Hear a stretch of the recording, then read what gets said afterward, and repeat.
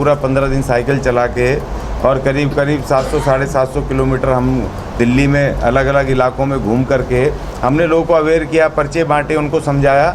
और कल जो 14 तारीख को जंतर मंतर पे एक ऐतिहासिक कार्यक्रम हुआ जिसमें कि सैकड़ों की तादाद में लोग थे, पूरे दिल्ली और पूरे देश से आए थे।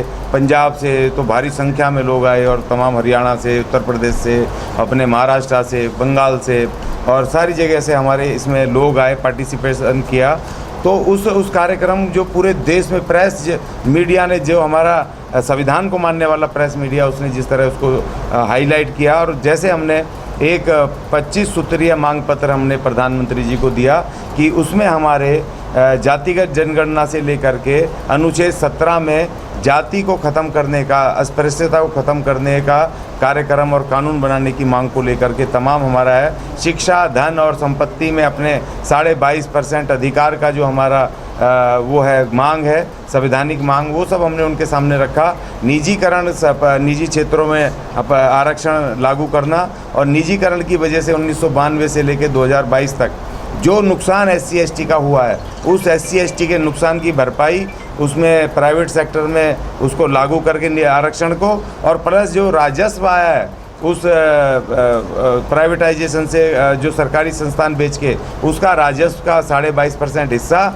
और उसका ब्याज हमें SC ST को चाहिए। इसको करते हुए फिर हमने साथ साथ जो एक देश के अंदर उन्माद फैलाया जा रहा है, उन्माद इसलिए फैलाया जा रहा है, वो धार्मिक उन्माद, कि उसकी आड़ में SC ST के संवैधानिक अधिकारों को ख़त्म किया जा रहा है। वहाँ पर पॉलिसीज़ बनाई जा रही हैं, एजुकेशन के लिए नई शिक्षा, आर्थिक नीति, शिक्षा नीति को लागू किया जा रहा है। अर्थतंत्र को वो बर्बाद करके, सारा बेच करके उसमें हमारे अधिकारों को बेचा जा रहा है। और दूसरी बात ये, उन संस्थानों को टारगेट किया जा रहा है, मोनूमेंट्स को टारगेट किया जा रहा है जो भारत की संपत्ति हैं और भारत को कमा के देते हैं, भारत के राजस्व में हजारों करोड़ रुपया सालाना कमा के देते हैं। और वो इसलिए कर रहे हैं ये, क्योंकि उस राजस्व में 22.5% जो भी सरकार के पास पैसा आता है अलग अलग संसाधनों से, चाहे वो टैक्स से हो, टूरिज़्म से हो, चाहे वो अपने घरेलू उत्पाद से हो, GDP से हो, जिस भी तरीके से पैसा भारत के खजाने में आता है, उसका 22.5% हिस्सा SC ST का होता है। उनके विकास पे, शिक्षा पे, रोजगार पे,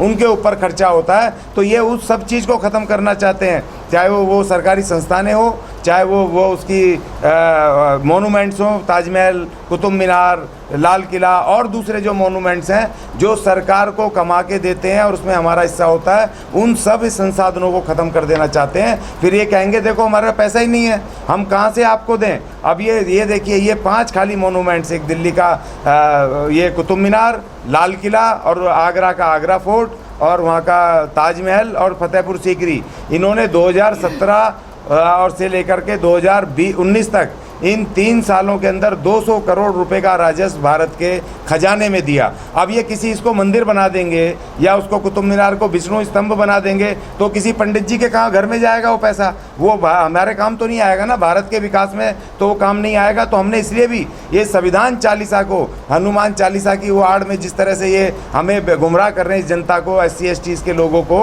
हमने कहा संविधान चालीसा हमें शक्ति देता है, अधिकार देता है, और इसीलिए संविधान चालीसा का पाठ हमने शुरू किया और इसको पूरी देश में हम फैला रहे हैं, पूरी तेज़ी के साथ फैला रहे हैं। और तमाम हमारे संगठन, जन संगठन, हमारे नेता यहाँ बैठे हैं, हमारी बहन डॉक्टर चंद्रकला सिंह जी जो प्लेबैक सिंगर हैं वो भी यहाँ से आई हैं, और तमाम हमारे आदिवासी नेता राजू दादोड़ा जी, हमारी कमलेश बहन जी, और चंडीगढ़ से हमारे टांक साहब, दिलबाग टांक साहब, और हमारी मीना सिलेलान जी बहन जी, और जो हमारे अनुसूचित जाति जनजाति के और दिल्ली डेमोक्रेटिक अलायंस के जितने भी हमारे पदाधिकारी हैं वो तमाम, चाहे बहन शशिराज जी हों और चाहे तमाम हमारे मयूर भाई हों, तुषार जी और तमाम धर्मवीर जी, हमारे सब यहाँ पर साथी बैठे हुए हैं। तो इसीलिए हम ये चाहते हैं, और हमारे राजेंद्र झंझोट जी यहाँ पर आए, हमारे महंत पंकज जी यहाँ पर आए, नरेश चौधरी साहब, मुकेश उज्जैनवाल, सभी साथी हमारे यहाँ पर आए। और जो कल का ऐतिहासिक जो हमारा कार्यक्रम हुआ है, और आज हमारा ये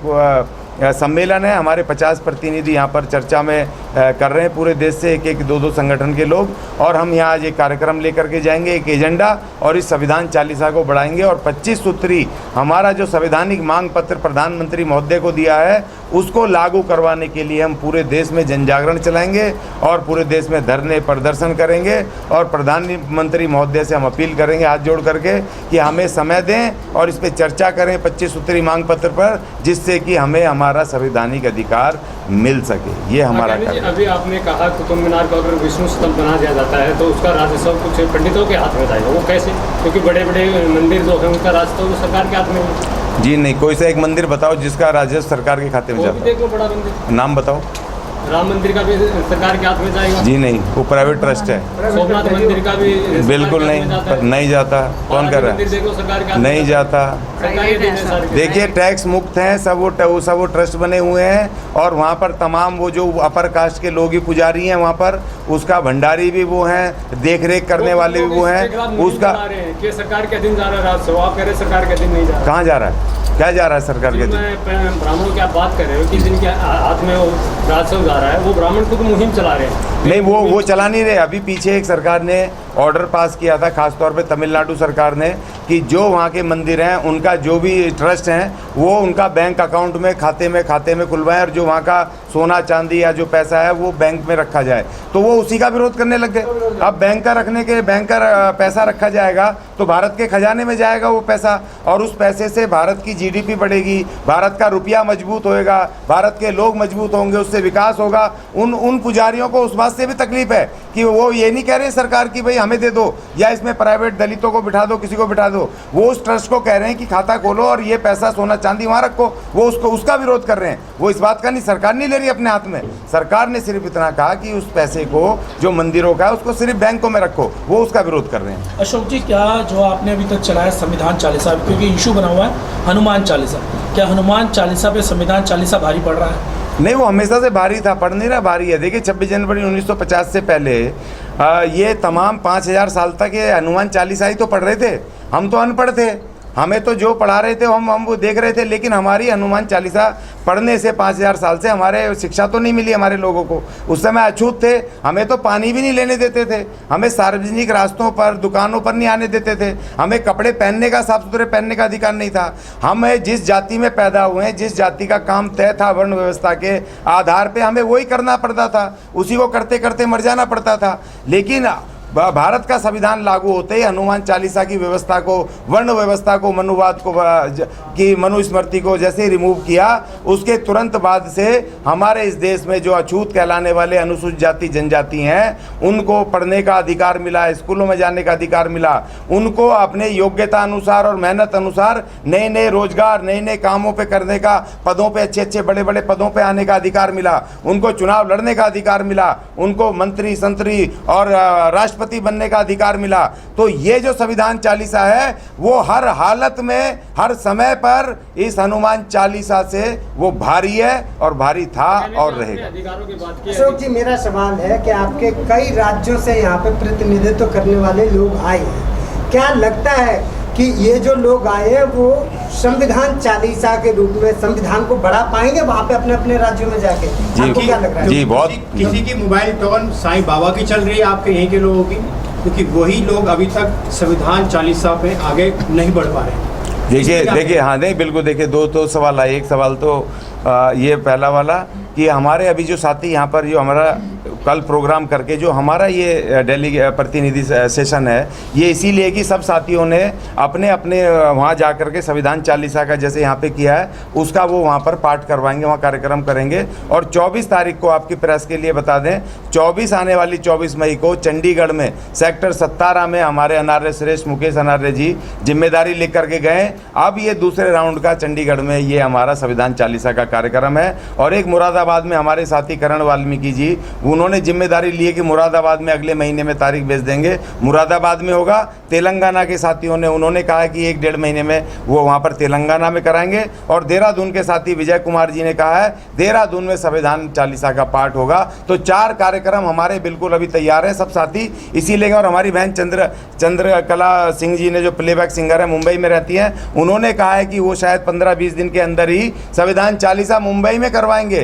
तो ये हमारे 5 कार्यक्रम अभी हमारे साथियों ने ले लिए हैं और अभी और हमारे साथी लेंगे। और दूसरी बात जो आपने कहा, देखिए भारत के संविधान में बाबा साहब ने अनुच्छेद 25 में ये दिया हुआ है कि भाई कोई नागरिक भारत का कौन सा धर्म को मानता है, किस भगवान को मानता है, कौन सी टोन मोबाइल में लगाता है, या क्या वो किस पद्धति से चाहता है धर्म को मानना, उसको बिल्कुल आज़ादी है। लेकिन उसको ये कतई आज़ादी नहीं है कि वो किसी भी तरीके से ये आज़ादी नहीं है कि वो किसी भी तरीके से किसी दूसरे के मंदिरों में, किसी मस्जिदों में, किसी के और आस्था के घरों में, उनके घरों में घुस करके, जो दूसरे धर्मों के हैं उनके घरों में घुस करके तुम अपनी चालीसा करो, तुम अपने धर्म ग्रंथ करो, तुम अपनी पूजा पाठ करो, दूसरों के ऊपर अपने धर्म को थोपो, ये कहीं संविधान में इजाजत नहीं है। और जो आपने जो सवाल पूछा है, ये डेमोक्रेटिक सिस्टम है। उस का मकसद ये था नहीं, बिल्कुल ठीक है। वो देखिए, बदलने से पहले क्या अपने संगठन को बदलना, परिवर्तन लाना नहीं, वो ये देखिए, ये बड़ी बात है, रातों रात कुछ नहीं चेंज होता। वो बड़ी बात है कि जो लोग आकर के आज संविधान पे बात कर रहे हैं, जिनको बहुत बड़े बड़े मैंने नेता देखे, अभिनेता देखे, जिनसे मैं पूछता हूँ कि भाई तुम्हें ये आर्टिकल उसका पता है कि उसमें बाबा साहब ने उसके प्रेम्बल में क्या लिखा, पहली लाइन नहीं पता लोगों को। तो हम ये बताने में सफल हुए और उसको सुन के लोग प्रभावित होकर आ रहे हैं। अभी तक वो उसी हिस्सा था, साईं बाबा की टोन लगाना, जय माता की टोन लगाना, बजरंगबली की टोन लगाना, अभी भी है, लेकिन वो बदल जाएगा। और धीरे धीरे, जैसे हमारी बहन डॉक्टर चंद्रकला सिंह जी ने कल संविधान के ऊपर एक गाना रिलीज़ करा है, और जो हमारा संविधान चालीसा का भी एक गाना आ रहा है, धीरे धीरे अब वो जो हमारे साथी जो हमारे संविधान चालीसा के मकसद को समझते रहेंगे, तो वो जितनी भी टोन है हनुमान की, माता की, पिता की, वो सब बदलती चली जाएंगी और संविधान चालीसा की टोन लगती चली जाएगी। शशि राज जी, आपसे सवाल है। लगातार आप पिछले कई सालों से आंदोलन में लगे हुए हैं, तो कितनी महिलाएं अब तक आपके साथ जुड़ी हैं इस आंदोलन में, और आगे फ्यूचर में क्या प्लानिंग है? बार बार सरकार एक बात कहती है, सरकार से एक बार डिमांड की जाती है महिला रिजर्वेशन, प्रतिनिधित्व, जो सरकार अभी तक नहीं दे पा रही है, तो उस पर आपकी क्या रणनीति है? मेरे मिशन के साथ जो है बहुत सारी महिलाएं जुड़ चुकी हैं, उसमें बहुत सी पढ़ी लिखी भी हैं, कुछ कम पढ़ी लिखी हैं, लेकिन दिल से सभी जुड़ी हुई हैं। और सरकार से हमारी डिमांड है कि जो महिलाओं के लिए आरक्षण है, उसमें अलग से SC ST महिलाओं का आरक्षण होना चाहिए, क्योंकि ये बहुत ज़रूरी है हमारी महिलाओं को आगे बढ़ने के लिए, क्योंकि सदियों से दबी कुचली रही हैं। तो हम चाहते हैं कि हमारी महिलाओं को भी बिल्कुल इक्वल प्लेटफॉर्म मिले, इक्वल मतलब समानता के साथ उन्हें भी आगे बढ़ने का मौका मिले। ऐसा क्या कारण है कि आपको लग रहा है जब महिला रिजर्वेशन अगर लागू होता है तो उसमें SC ST की महिलाओं को क्या उचित प्रतिनिधित्व नहीं मिल पाएगा? जो महिला आरक्षण है उसमें बिल्कुल भी नहीं मिल पा रहा है, क्योंकि जो ऊंची जाति की जो कहते तथाकथित, मेरी नज़र में वो है नहीं लेकिन कहते हैं, उनको जो मिल रहा है वो उसका फ़ायदा ले जाते हैं। और वहाँ तक पहुँचने के लिए, क्योंकि शिक्षा बहुत ज़रूरी है, हमारे जो लोग हैं सरकारी स्कूलों में पढ़ते हैं, सरकारी स्कूलों में वो स्तर नहीं है जो प्राइवेट स्कूल्स में होता है, तो वो वहाँ पे ही कंपटीशन में वो पिछड़ जाते हैं जहाँ पे कंपटीशन होता है। तो हमारी महिलाएं इसलिए आगे नहीं बढ़ पा रही हैं। तो हमें अलग से रिजर्वेशन चाहिए, हर सरकारी स्कूल में भी, सरकारी में है, हमें प्राइवेट स्कूलों में भी रिजर्वेशन चाहिए, और हर जगह हमारी SC ST महिलाओं को अलग से रिजर्वेशन मिलना चाहिए। देखिए, इसमें एक बात मैं जोड़ूंगा इसी महिला रिजर्वेशन सवाल में, क्योंकि देखिए जहाँ रिजर्वेशन लागू नहीं है, चाहे वो तीनों सेनाएँ हों, चाहे वो आपका न्यायपालिका हो, चाहे वो राज्यसभा हो, जहाँ रिजर्वेशन लागू नहीं है वहाँ पर हमारे लोगों को ये भर्ती नहीं करते हैं। ठीक है ना। ये जो महिलाओं का जो रिजर्वेशन है उसका सारा फ़ायदा अपर कास्ट और अपर मजबूत, आर्थिक मजबूत महिलाएं उसका फ़ायदा उठा लेंगी।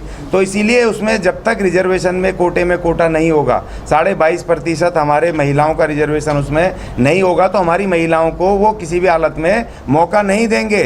और जो 33% रिजर्वेशन है वो अभी पॉलिटिकल रिजर्वेशन है। अभी जो इनके सीटें बंटवारे होंगे उसमें हमारी SC महिला को कौन आने देगा। तो इसीलिए हम ये कह रहे हैं कि भाई महिला रिजर्वेशन में 22.5% हमारा महिलाओं का रिजर्वेशन SC ST का होना चाहिए। तो प्राइवेटाइजेशन को लेकर के जब मेल रिजर्वेशन भी खत्म हो रहा है तो महिलाओं को आरक्षण की बात कैसे पूरी हो पाएगी? नहीं, देखिए वो मेल रिजर्वेशन तो वो कर रहे हैं ना खत्म करने की, मेल नहीं। देखिए वो इसमें भी समझ लो, वो जो ऑलरेडी रिजर्वेशन है वो भी हमारी महिला आदमी दोनों का है, नौकरी में, शिक्षा में, वो महिला उसमें सब जा सकती हैं। और इनका देखिए हमारा 22.5% था, और ओबीसी का 27% है, और इनके पास 51% था, ऑलरेडी था।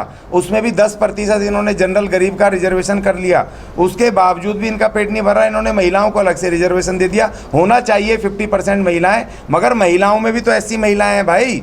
उन ऐसी महिलाओं को उस महिलाओं को अगर आपको एम्पावर्ड करना है या उनको प्रतिनिधित्व देना है, तो फिर भैया उसमें से ऐसी महिलाओं को तो देंगी नहीं दूसरी जनरल महिलाएं, तो उसमें भी हमारा रिजर्व करो, हमारा प्रतिनिधित्व हमारी महिलाओं का इंश्योर करो। 22.5% हमें उसमें रिजर्वेशन चाहिए। संविधान चालीसा लाने में कहीं आपको देरी तो नहीं हो गई? जिस तरीके से हनुमान चालीसा सबके मन में बस चुकी है, संविधान चालीसा कहाँ तक ग्रहण कर पाएंगे लोग? देखिए, देर कभी नहीं होती। 5000 साल से इस देश के अंदर धार्मिक उन्माद ही सिखाया जा रहा था। हमें अछूतों को अछूत ही रखा गया था। लेकिन एक डॉक्टर अंबेडकर आए। डॉक्टर अंबेडकर ने आकर के चंद दिनों में, चंद वर्षों में आकर के अपनी मुहिम चलाई और हमें संविधान दिया, इस देश को संविधान दिया। इसी तरह अभी देर नहीं हुई है, अभी तो शुरुआत हुई है। उनकी भी शुरुआत है और उनकी शुरुआत करते ही हमने भी शुरुआत कर दी है। हम भारत के लोग संविधान की शपथ लेते हैं कि अपने संवैधानिक अधिकारों को बचाते हुए हम भारत के संविधान की रक्षा करेंगे।